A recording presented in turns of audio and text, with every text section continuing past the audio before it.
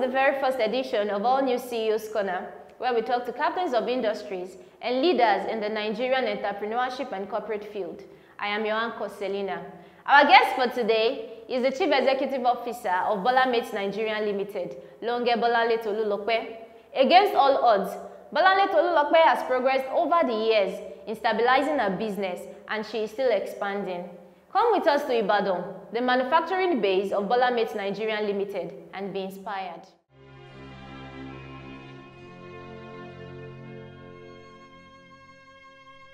There are times I cry. There are times I wake up in the morning, I was like, God, why will you give me a dream that is bigger than me?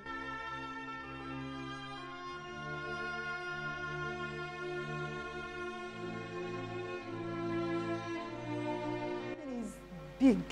This thing is a city. BML is a city. I see BML tomorrow as a big city like this. The route has never been easy. It has never. I won't tell you that the route all through. So as the journey along, no matter the struggle that you face, just keep on. Keep on. Don't fail. Just keep on. You get there. My name is Longe Bolanle Tolulope. I'm the CEO of BML Collections Limited. I'm a graduate of computer science with economics from Ife. Graduate with 2-1. I'm mother of 2, married to Longe Michael. Right from childhood, I was told that I slept and woke up like this. That was December 31st, 1988, stroke January 1st, 1989. I slept and woke up, nothing, no sickness, no problem. It was just as simple as that. Then I was staying with my grandma from birth till 14 years. I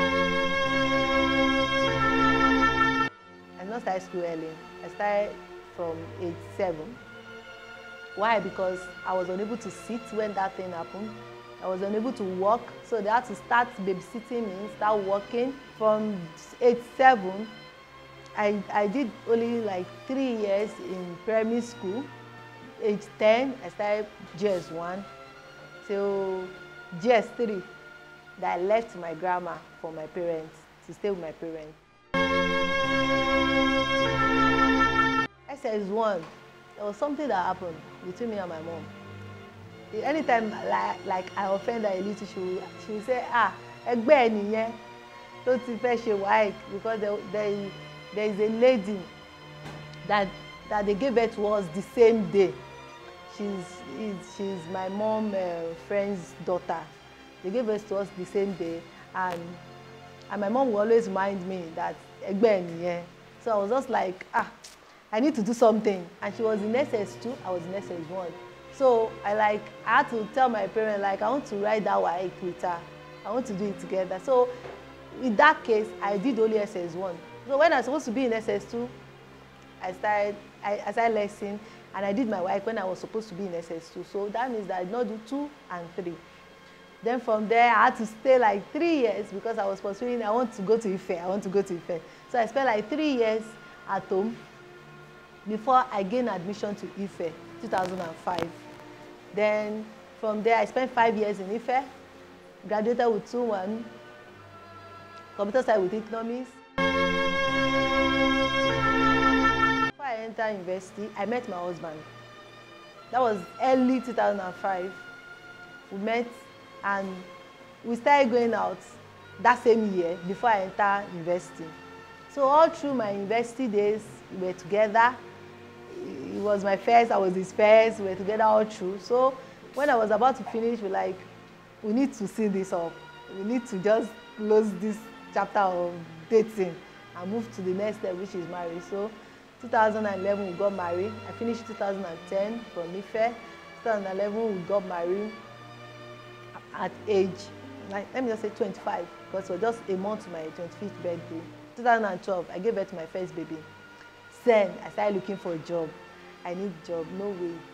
I tried.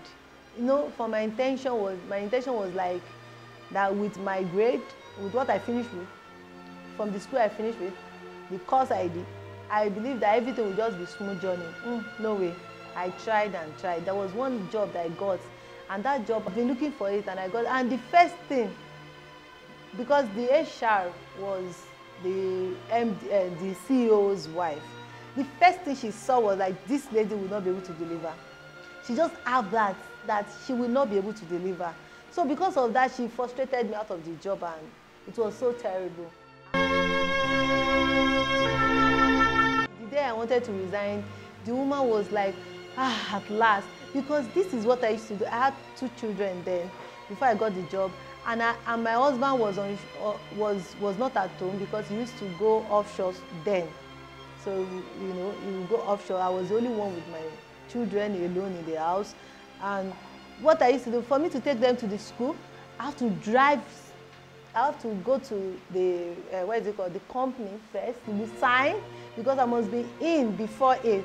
I will sign, then come out, drop my children in school, then come back again. I don't know. In between those trips, the woman will go and check my office and check where I used to sit, whether I'm there or not, because she already gave instruction to the security that anybody that not come before 8, don't allow them in. So she'll be surprised that once I come, I just drive in and nothing stopped me. And she'll be like, what is happening? How is this girl doing it? And all that. The day I resigned, she was like, at last, this girl, she's out. You understand? It was a battle. What can I do with my life? What can I do with my life? I wanted to do CISSP, like, let me go into information security. I was struggling with it. Along the journey, my daughter, her hair is not that long. And I told my middle sister, younger sister, like, I need to help this girl to make her hair long, better and beautiful. She was like, go for crochet braid. Then crochet braid was not as popular as this. I should go for crochet braids. I'm like, okay, once I do it, it will take out like 1 month. Then I need to be changing her look and all that. So I'm like, okay, let me go for roses, like fabric rose and all that. So I went on YouTube, started downloading videos on fabric rose, and I did some, and people were like, wow, she looks so beautiful and very beautiful.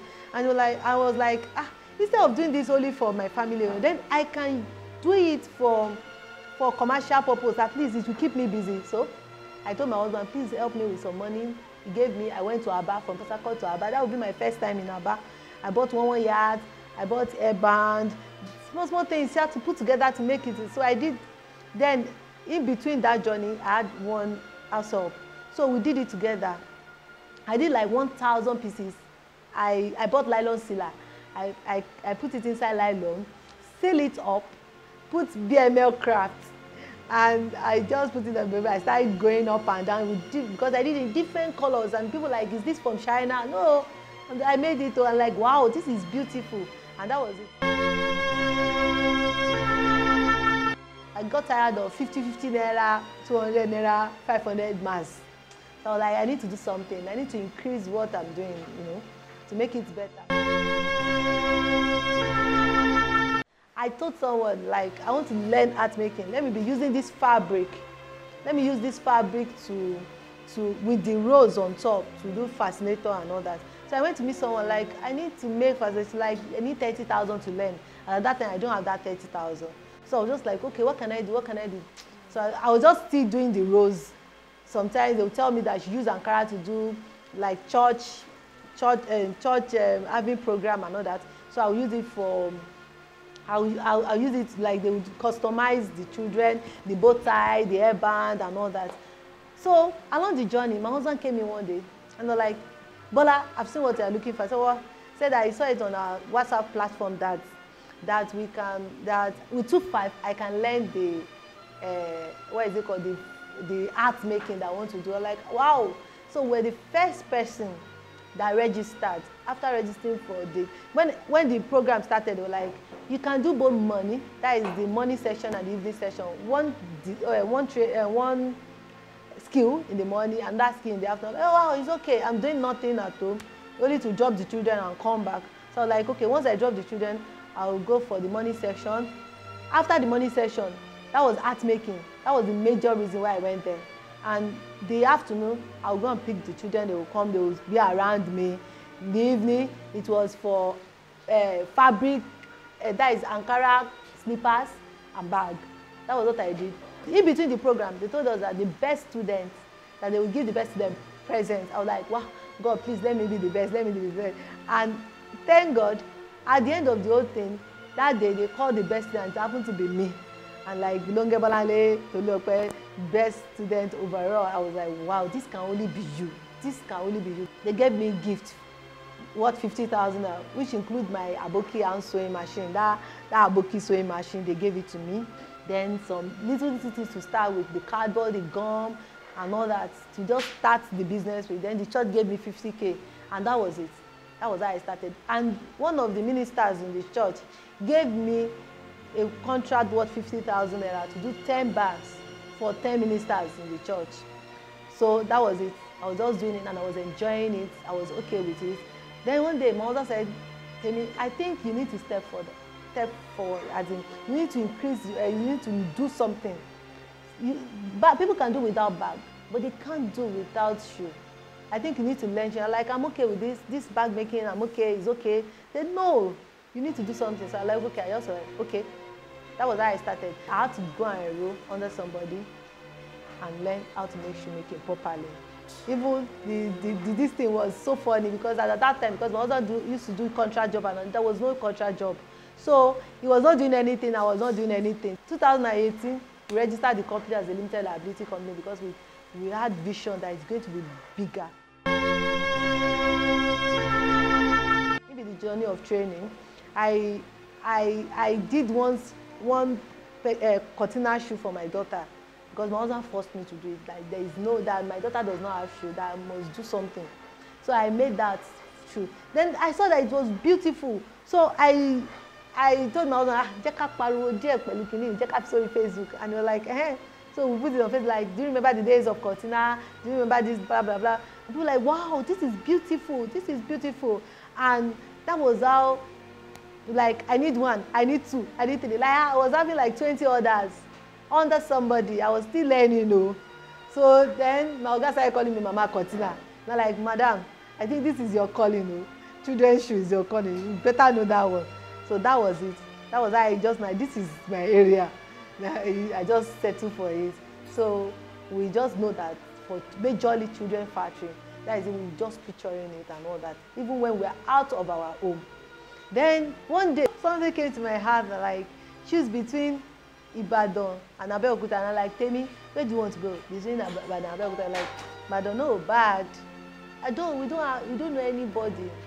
It's not that we don't have people, but I don't have people like, I would say this is the reason why I want to go to Ibadan. So I was just like, tani mo ní ní Ibadan, no, who can I call? So that was like, just like, okay, one person is there. I just called one of my uncle, like, uncle, I'm sorry, I think it's been done. It's even up to like 7-8 years that I called him. So I had to tell him, like, no worry, you can come. So that was I. And you know, I discussed it with somebody, Mrs. Mary Onu. I told her, I said, I want to move to Ibadan. This is my idea. I want to start my factory in Ibadan. And she was like, will Ibadan people be able to pay 5,000 naira for a shoe? I said, Ibadan is not my main focus. My main focus is outside Ibadan, but I will be producing in Ibadan. Why? Because labor costs will be cheaper for me, environment will be peaceful, then the the facility I'm going to use is cheaper. Unlike Port Harcourt that is very expensive. That I think I prefer that area. Then I'll move it to Port Harcourt, Abuja, Lagos that is expensive. That was the idea.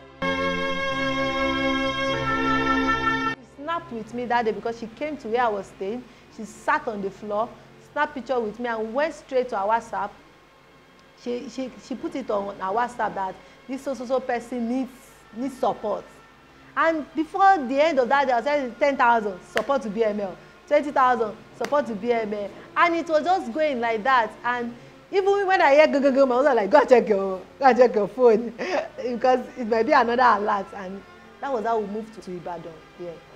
And coming to Ibadan, the journey so far it has been God all through the journey, because there was a day too I was called by one of my mentors, Mrs. Mercy Abu. I was called. She said that, hey, there's an opportunity for people living with disability in Abuja to exhibit for CBN. I was like, okay. She said I should snap when I'm working so that they will see. Then some of my product, I should send it to her. So I did. I sent it to her, and there was this challenge that they need to see where I'm working, and it must be in Rivers State, it must be in Port Harcourt. And they were like, how are they going to do it? I'm not in Port Harcourt, I'm in Ibadan. They had to tell them that that she's not in Port Harcourt presently because she went to visit her husband and all that. And they were like, so the woman, I've met her before in Port Harcourt. So immediately I got the information, I started spreading it out to other people that I know that they are physically challenged, that are doing one skill or the other. Because when I get information, I don't hide it. I try to spread it out. Because what if I did not get it? Let other people benefit too. That is my idea. So they went to see her place to verify what she's doing. Then after, she now called me that, Bola, they've come. Oh. I said, who is the person? She now described it. I said, I know her. I just called my source. I like, that woman, please call her and tell her that the lady on crutches that makes shoes, children's shoes, that she's the one that she wants to verify. Like, they told her immediately. She said, I've seen her work before. I know her. There is no need verifying. She's okay. And that was it. That was how I was giving free movement. You understand? And that was it. I went to exhibit for CBN. That was 2019, early 2019. I went for exhibition in Abuja. We were 4 physically challenged. I was the only one doing shoemaking, doing this. And they were so impressed that for a lady doing this kind of thing, that what is it? How can I move forward and all that? And also then, I need funding, I need money. I have my dream. I shared it with them that I need to buy some equipment, I need to buy some things that will make my work better, unique, neat. They're like, okay, it's not a problem. That the only thing is that you have to pay back. I said, no problem. And then, that was it. I did not write anything, no documentation that much, nothing. It was just automatic like that. And that was it. That was how I got the money to start this. I used to tell people that there's nothing called luck. It's like preparation that meets opportunity. If I wasn't doing anything, when the opportunity came, nobody will come in and say, there's opportunity in Abuja, come. But because I was doing something, then opportunity came, then I grabbed it, and people said she was lucky. You understand? So that was it. I started BML. To God be the glory. I got the funding last year. I started BML almost in between coronavirus. And the set of people that we cater for is children. And these are the set of people that was locked down. No school was on, nothing. And I was like, what can we do? Paying salary. We are more than this. I had to bring down what I pay out so that I won't be trapped. You understand? So I was like, what can we do? So let's go into sneakers. So we moved into sneakers. Like, okay, if students are not on, then we can still do sneakers. We can still, some adults are still going out. So sneakers, they can still wear with sneakers. Then children will need sandals because they will still be growing even when they are locked in. You understand? So we started making sneakers. I was like, when the sneakers come out, it will be like, boom. It wasn't like that. Because all through the coronavirus period, the lockdown, we were working all through. During the COVID-19, we were working all through, but no sales. So we were like 10 workers, permanent, no temporary. So I had to rearrange. So now we have 5 permanent staffs. Then others, more than, at least we have up to like between 5 and 8 that comes as temporary staff. I work when we have major projects to do. Then I had a challenge recently, and that challenge made me realize that I need lasting machine seriously now. We got 700 pairs of cortina to do for a federal school.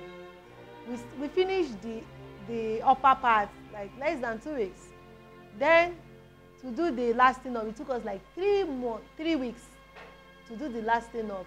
So what if it's 10,000 pairs? How are we going to cope? This is just 700, or not up to 1,000. And we're doing morning, night for us to even finish in 3 weeks. So we need lasting machine. And the lasting machine, fairly used, that is the one that have been used before, but it's still okay.